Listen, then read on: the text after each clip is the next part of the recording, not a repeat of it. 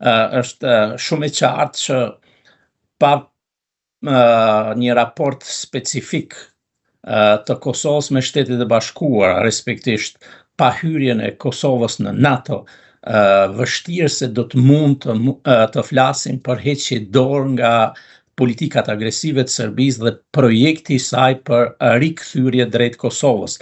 Ata kanë investuar për 10 vjet rresht jashtëzakonisht shumë në mbrojtje, respektisht në armatim, ka një arsenal armatimesh sfundmi madje edhe me rreze të gjatë veprimi mbi 400 kilometra, që janë ekskluzivisht orientuara kundër shqiptarëve, të cilët trajtohen tutje në gjitha dokumentet zyrtare, doktrinat ushtarake të Serbisë si armiku numër 1, dhe në këtë plan sigurisht që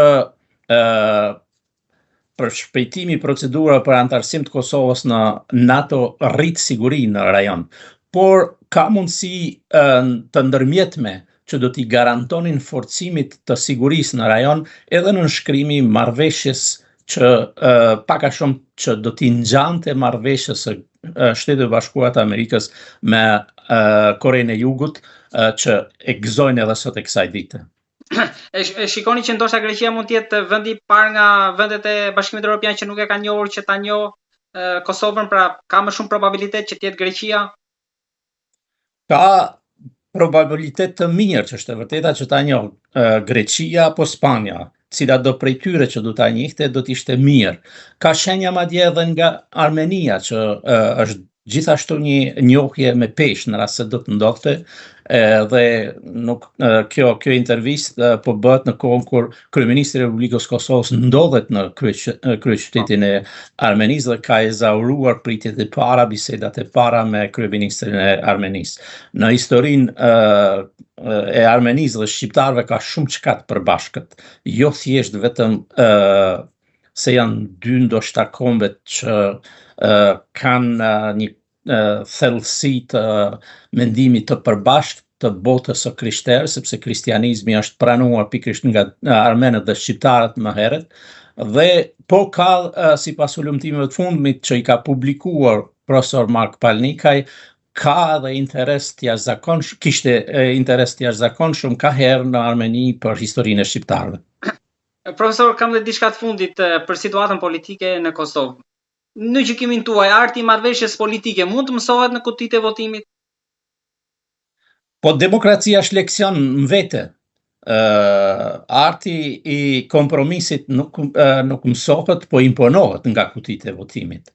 Do t'ishte mirë që ta kishim mësuar gjatë procesit politik në përditshmëri.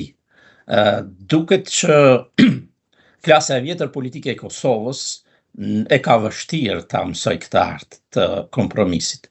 Por në sfond kemi diçka të re. Arti i demokracisë i aplikuar përmes zgjedhjeve gradualisht e dërgon në shtëpi klasën politike që është bërë pengesë e ecjes përpara.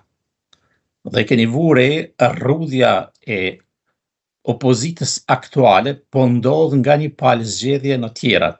Dhe kështu i lëshohet hapësirë daljes në skenë të djathtës reale shqiptare.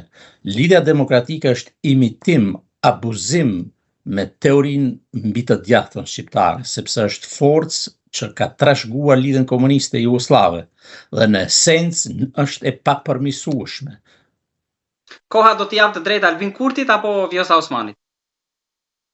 Këtu është shumë e qartë, Albin Kurtit do t'i jap të drejtë koha, i ka dhënë qysh tashmë, që është e vërteta, po ta zbërthenim takimin me shumë të panjohura të janarit të vitit të këtij viti në New York, atëherë do ta kishim shumë qartë se viktim reale e gjitha prapaskenave politike është pikërisht Vjosa Osmani.